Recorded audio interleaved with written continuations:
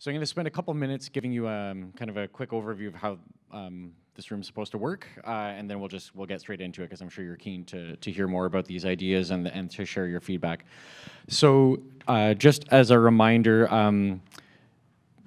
the 1,500-page document landed recently, so this is intended to serve as much as a briefing and a place for you to ask questions and answers as it is to hear your feedback. So if you are quite new to this conversation or haven't had a chance to get up to speed, which is likely the majority of you, we really want to make sure that you have the opportunity to ask whatever questions you have in order to begin formulating your opinion.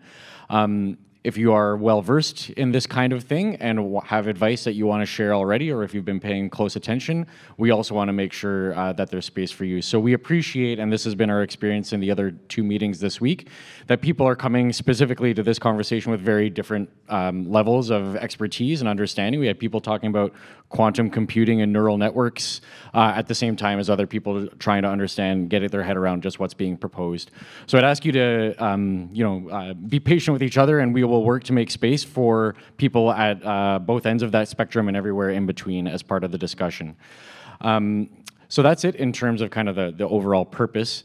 To remind you about what the questions for feedback are, if you are at that stage, we have some high-level questions as well as some detailed ones if you want to get into the details, but the high-level questions are really about understanding, just to reiterate what Nicole has said, where you are comfortable or receptive to the ideas that are being proposed here, where you need more information in order to assess or tell us whether you are comfortable or not, and finally, where you have concerns about what's being proposed, and where you have concerns if there are any conditions or assurances that you would like to see that would maybe make you less concerned, if there are any, and there may not be any, and we'd also like to hear that as well if that's the case. Final thing for me before we get into the presentation, I just want to orient you to a few of the materials on the table in front of you. So the first is there's the note to reader, which both Christina and Nicole spoke about in the overview presentation. So this is a good synthesis of some of the main ideas in terms of the digital innovations and intellectual property, and the table, the staff from Waterfront Toronto and their consultants are familiar with it and can draw on that if it's helpful to your conversation.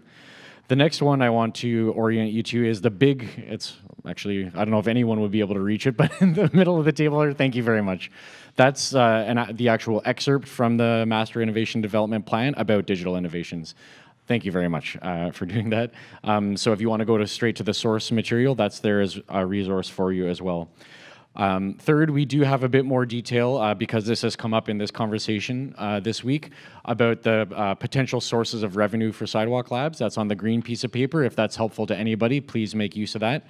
And the fourth one, which is not the final, but just the last one I want to orient you to, is Waterfront Toronto has some draft digital principles. Christina referenced them in her presentation.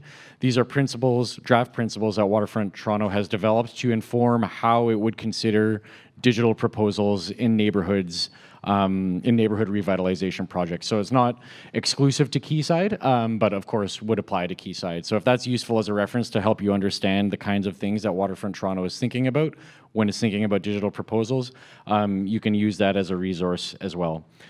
Very last thing for me is just maybe the Waterfront Toronto and consultant staff can just put their hands up. We've got Vance Lockton, Christina Werner, who you've already met, and Tim Banks over in the corner. So the way that we've organized these tables, which we'll describe in a bit more detail, is that this table and that table in the corner are going to really be focusing on the digital innovations, privacy, digital governance. So they're kind of interchangeable in that way. This corner over here with Tim is going to focus on intellectual property and the proposals from Sidewalk Labs in terms of how they're thinking about sharing or proposing ideas for sharing intellectual property with Waterfront Toronto.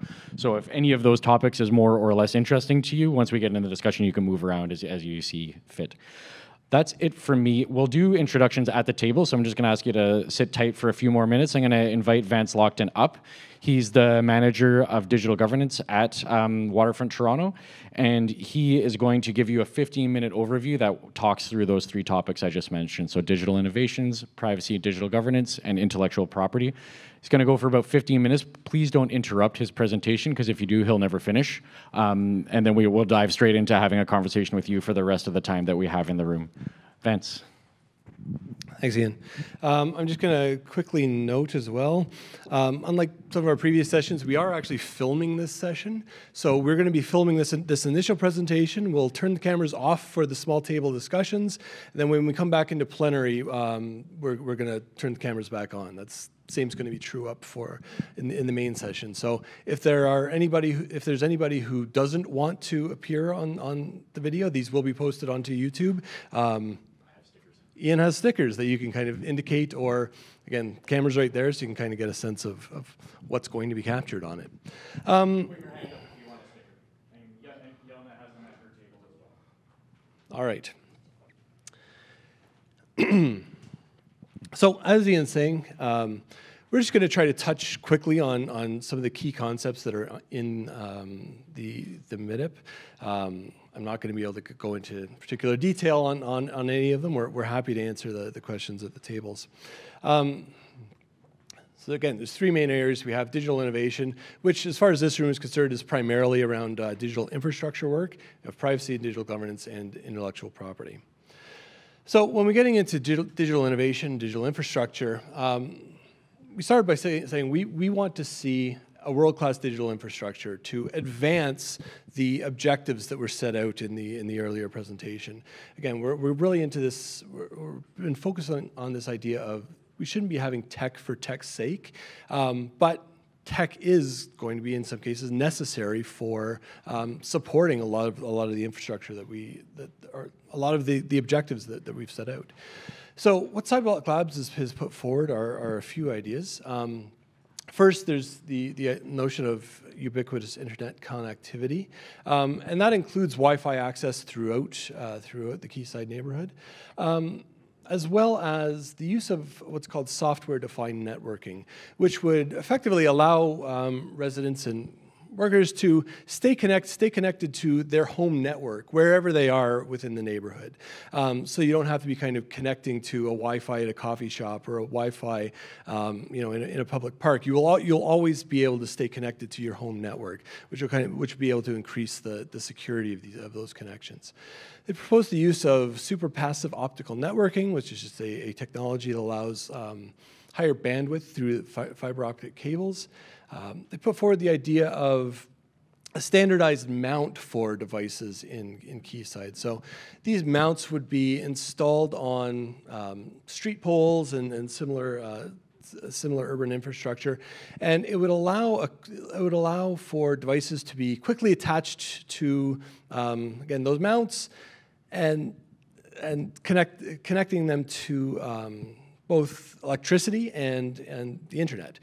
So the idea behind that is no longer would, if the city was installing a traffic counting device, they wouldn't have to figure out a way to kind of jury rig up a device on a pole somehow, or potentially run new wires and kind of have to carve up the street to do that. That it would be simple to always just kind of go and just put the device there when it's needed. The last piece that's kind of been proposed is this idea of a decentralized digital credential system. So there, the notion is that for certain transactions, certainly for digital transactions, you may have to prove certain information about yourself. For instance, you may have to kind of say to access this access a service, maybe you have to prove you're a resident of Quayside. What a decentralized digital credential system does is allows you to do that without providing unnecessary information. So rather than providing all of your name, address, and all the information that may come with a standard identifier, there would be a mechanism by which a credential issuer, like a bank or a government, could issue essentially authenticated tokens to a device, probably your phone, and then you could use those to essentially just prove that yes, I am a resident of Quayside without giving any additional information that's kind of unnecessary for the transaction.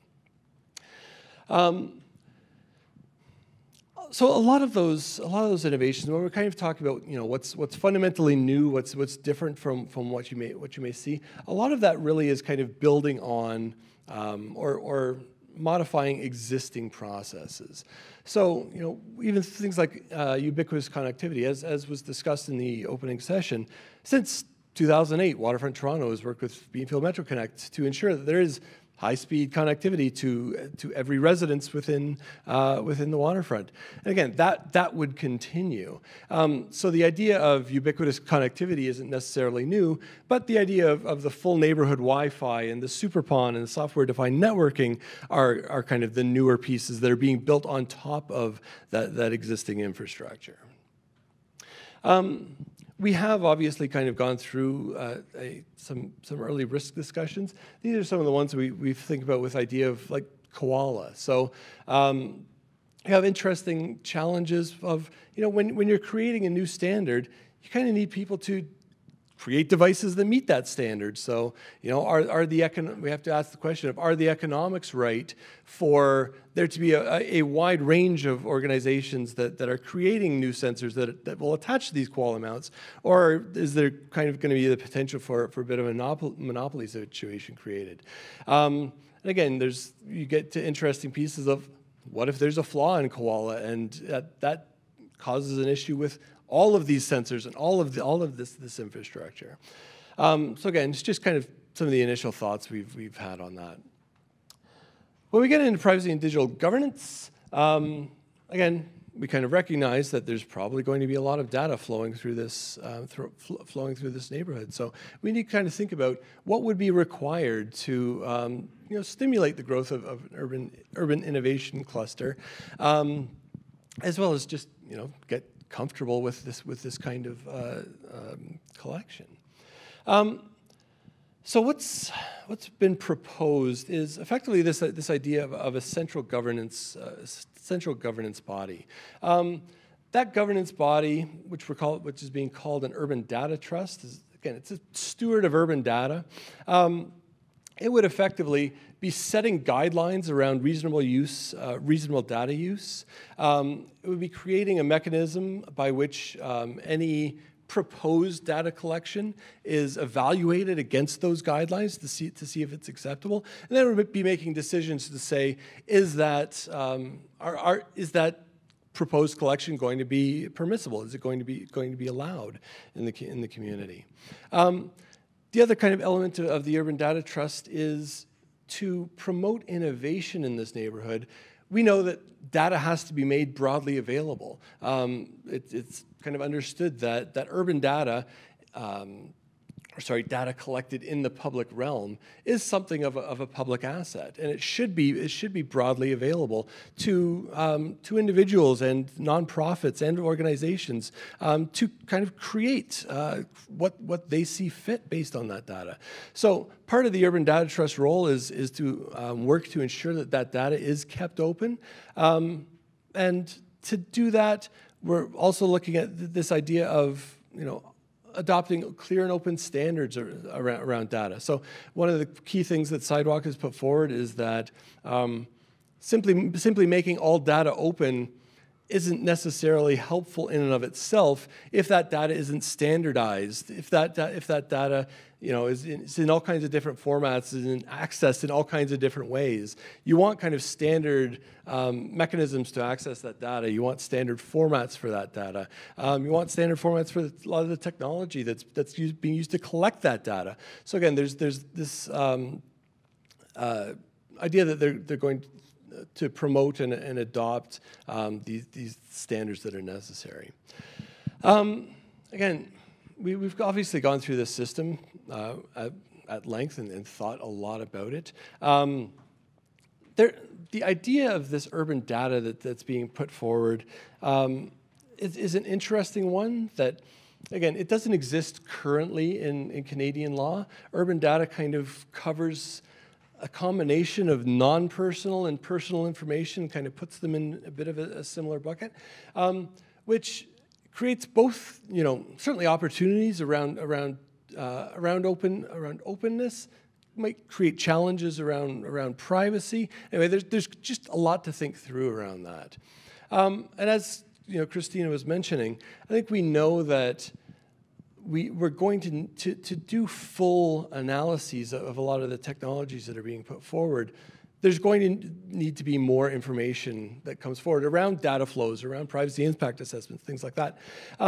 It's also reasonable that we're at a point where not all that information is available. If you know all the ins and outs of a technology now, but that technology isn't going to be put into place for another 5 or 10 years, then what you're going to either end up in 5 years with out-of-date information or out-of-date technology, one or the other. So we have to really look into, okay, how do we make sure the appropriate governance mechanisms are in place, the appropriate review mechanisms are in place that, once those technologies are getting closer to market or getting closer to implementation, there's going to be the opportunity to do that fulsome review to make sure that they are both meeting regulatory frameworks and Waterfront Toronto's digital principles. And again, obviously, we are following all the work that's going on in academia and government and civil society to address a lot of these governance concepts. This project has really kicked off a lot of very interesting conversations, and we're following them.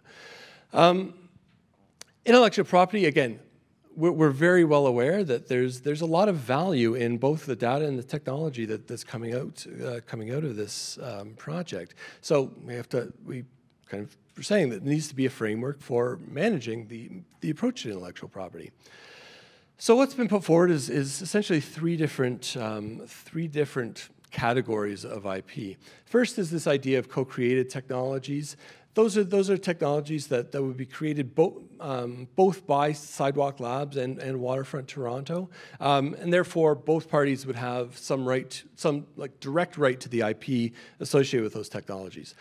Sidewalks asserted that co-created technology is not likely to arise because Waterfront Toronto is not a technology company, but we're not ceding that point, but that's what's been put forward.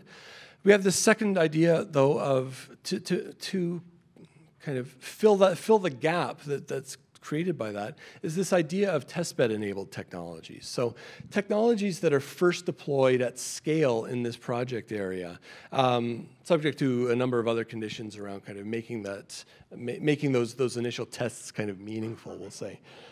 For those technologies, the public sector would receive 10% of Sidewalk Labs' global profits for a period of 10 years, starting when each technology is sold to a second customer. That's kind of the IP sharing or the profit sharing arrangement that's been proposed in this proposal. Lastly, again, in order to stimulate innovation and kind of make sure that we don't get into just a whole bunch of companies fighting over each other around in an urban innovation environment, Sidewalks put forward the idea of a patent pledge, by which they're saying they will pledge not to assert any granted patents in Canada, essentially which cover the software or hardware related to these urban innovation technologies, so long as the companies that are using those patents don't assert their own patents against Sidewalk Labs. It's kind of just that mutual arrangement that there's just nobody's going to be trying to assert patent rights against each other. So again, there's detail that kind of needs to be worked through in that. But again, I think all of these are what's going to be discussed at Tim's table here. Again, we've gone through a lot of thinking on this. I think our initial thoughts really, again, is we need to talk to the public, we need to talk to companies, we need to talk to Canadian startups to say, are the mechanisms that are being placed here, would it actually create an urban innovation environment? Would the mechanisms proposed allow Canadian companies to come to scale, which is one of the, again, key objectives that we're trying to meet.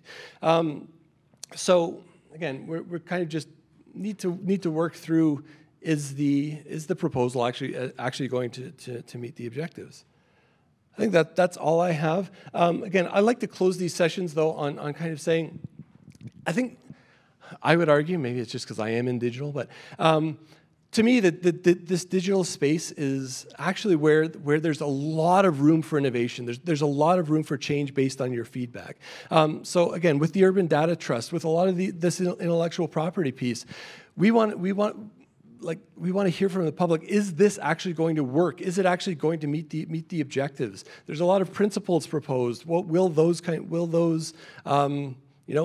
make you comfortable living or playing in this environment? So there's a lot of kind of valuable room to move. So we really do kind of want to hear the thoughts that you have, or even if you haven't had the opportunity to go through fully this proposal, we want to know what kind of conditions you would want to see around a data governance mechanism or an intellectual property kind of profit sharing mechanism, just to make sure that we want to make sure understand how are all of these elements going to work for the public.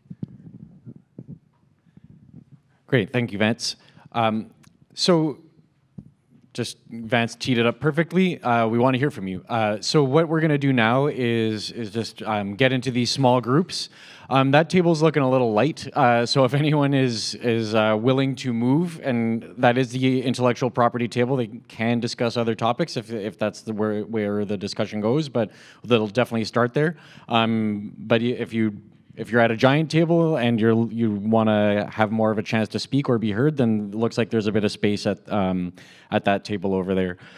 So I'll just ask the facilitators to put their hands up. So Daniel over there, Yelena over there, and Brian over there. They're going to help lead the discussion at each of the tables and take lots of notes. Their job is also going to be to report back some of the highlights of the discussion to this room.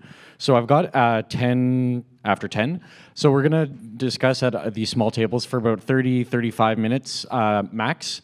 Then each of the facilitators will report back to the full room, and with whatever time we have left, we'll just have an open conversation with all of us at the room. We're going to get out of here by 11 so that we can get back to the main room, where I will then report back on behalf of this entire room, and you'll hear from the other three rooms as well. First thing the facilitators are going to do is get everyone to introduce themselves, and then we'll dive right into it. Thanks.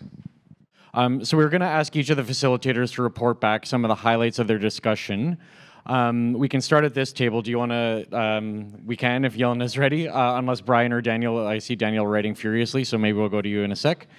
You can go, so do you want to go first, Yelena, and then we'll go Daniel and then Brian? Thank you very much. So we had a very well-educated table here, so I have to say, good job, guys. One of the things that came up a couple of times were how international standards are going to be applied to this project, and that Google needs to be clear about which standards they will apply, how they will follow them, and how they will comply with those. We also talked about any data breaches that may happen. We characterize them as inevitable, and that what the consequences of those should be. We alighted on the fact that they should be punishable when they happen, not necessarily tied to the consequences of that breach. And there have been some examples of that in other places in the world. We also covered a lot about the patent rules coming out of this, and how Canadian businesses would be treated, what preferential treatment means, and how to get into more detail about what their relationship to Sidewalk Labs would be, and how startups would be treated in that process. And finally, we talked about just the different types of technologies that will be used, and requiring clarity about what the benefits of them, what the benefits of those would be, and then we talked a lot about coming back in the fall and how we would communicate to Sidewalk what it is that we would need to hear from them, and how they could better follow the Waterfront Toronto process, and not simply create their own. It was characterized as a home court advantage, which was a good characterization. I'm going to pass this back around. I'm going to come to you. Maybe he can come up here just so that folks Sure. stay off camera.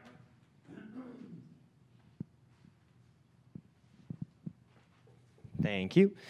Okay, so I would say that at my table, the majority of, I would say perhaps all the people at our table were in support of the proposal, at least in principle.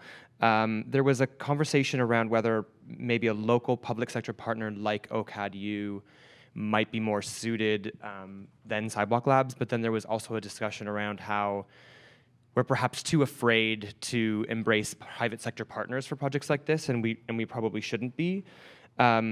There was a really interesting conversation around the digital governance framework and around this idea of digital urban planning and needing to think that through really carefully, and in particular, balancing the interests of public and private partners. And there was a comment around this digital governance framework and digital urban planning framework needing to be universal, meaning needing for it to apply beyond just Waterfront Toronto properties, that it needs to apply to at least to all of Toronto. There was a question around the data that's being collected through the Wi-Fi service and a suggestion that we could employ tech like hard and soft tokens to reduce the data collected on individuals when they were accessing the Wi-Fi. There was a discussion around why differentiate between urban data and transactional data. And then from that, we had a conversation around the data trust and around the fact that the data trust should probably include, well, must include both transactional and urban data, that the data trust should be independent in the long run, that perhaps it shouldn't be a public body, but more of like an independent private body.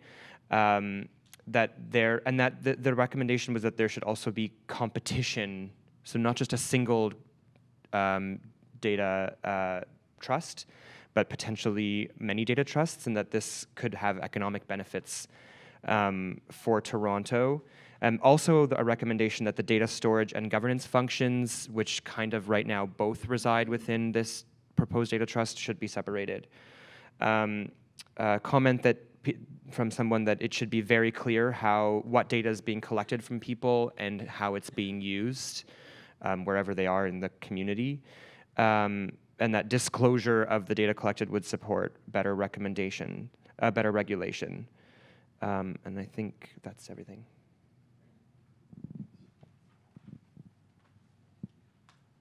Thanks, Dan.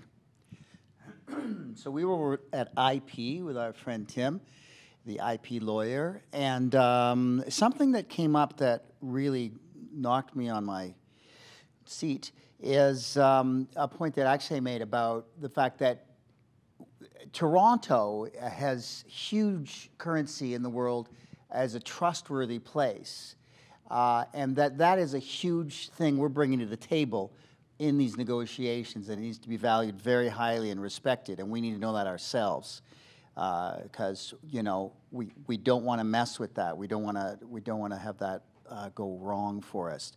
And also the question about the 10% profit when it comes to profit sharing, the profit being such a nebulous thing and Hollywood accounting, et cetera. The idea was much more agreeable to the to revenue sharing and or equity rather than the concept of profit as a way of divvying things up. I also want to point out that we talked at length about how do we use this project to establish Canada as a global leader in urban innovation along Canadian values tied to the trust factor. We want to make sure that comes along. We also were very interested in the opt-out, opt-in, which way is it going to go? And Tim pointed out for us that opt-out is not the default in Canada, rather opt-in is. So we would have to be respectful of that as a legal framework that we're working from. So does that make sense? You want to clarify that at all? Okay, good. Yeah? Great. And then, Tim, just if you would, I'll get you to talk on that last one that came up about patent. So we had a really sophisticated discussion about IP at our group, and so we had a few comments. One was no one's buying the patent pledge only being restricted to Canada, that's not going to help Canadian businesses on the world stage, so that was a non-starter. You heard about the 10% of profit being a non-starter, it needs to be 10% of revenue. We even got into the weeds about, well, what would you do if you had multiple people participating at Quayside, not just Sidewalk Labs? Would you say 50% of everyone's profit? We decided, no, it doesn't need to be that. You don't need to treat everyone exactly the same in order to treat people equitably. And so a smaller Canadian startup that might have a much lower revenue or a much lower profit than, let's say, an Alphabet, you could have 10% for them to a certain threshold, and then you could step it up. And so for a company like Sidewalk Labs, you could start at a much higher level potentially. So we had very kind of nuanced discussion about what we could do in order to help Canadian businesses in the patent world.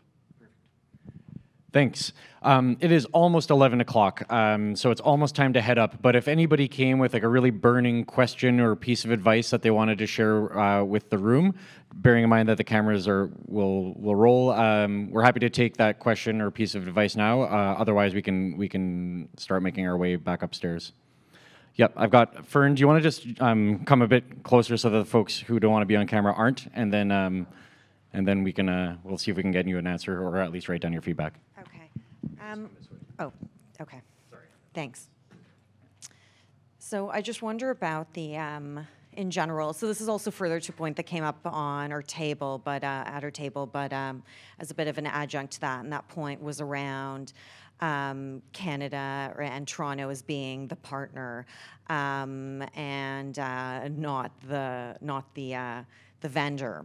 And so to that point, the dynamics here, like the control dynamics and that vendor dynamic, seems a bit off. I wonder about compliance with even government procurement rules when you send out an RFP or RFQ and they come back with a completely different, much broader scope that barely relates to the initial request. Are we even compliant with rules around? And I'm not sure. I'm not a procurement lawyer, but what are the actual rules around circumstances like that? Do they need to be or should they be sending that back out? And also relating again to that control dynamic of actually being in control here, and also further to being in control, like having a proposal from Google that comes back with what they think everything should look like. What about on our end coming out with what we think our major social issues are, what the actual best practices could be, like what we've seen globally or worldwide, or having them do that and prove some more in-depth analysis and how they're meeting those objectives. So something more relational with to what our actual needs are. Okay, perfect.